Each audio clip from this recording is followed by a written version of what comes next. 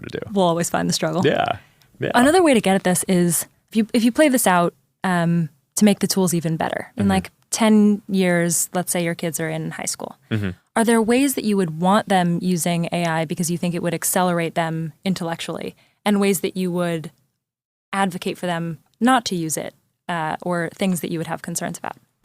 I mean, I think that there's some things that you need to be able to do yourself. I think that that's a lot of the basic fear that people have around this. I agree with that. Is that while we're building these amazing tools, we get away from the self-confidence and ability of being able to do like this basic stuff yourself. So it's like, all right, you have a calculator, but it's still good to be able to do kind of basic math in your head, because there are a lot of things that come up throughout the day that you just want to have a general numeracy around, right? That often they're not expressed in numerical terms, but just in terms of understanding trends or understanding arguments that people are making, you kind of need to understand the shape of how numbers come together. And so I think one of the big debates is like, should we still teach our kids to program computers? Even though you're going to have these tools in the future that are just so much more powerful than anything that we have now to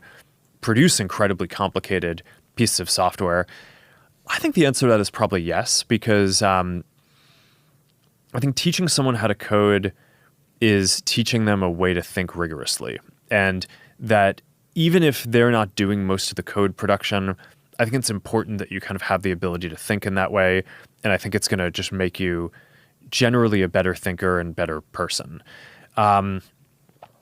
So yeah, maybe that's like this generation's version of calculators. It's like, so you'll want to use the calculator, but you'll also want to be able to generally do without it. Other ones like language, I don't know. I mean, different people can come out. I mean, I think this is one of the interesting questions about parenting these days. Is like, is just kind of like what's important to teach your kids, and in an era where so much is going to change over the time that they're even in school.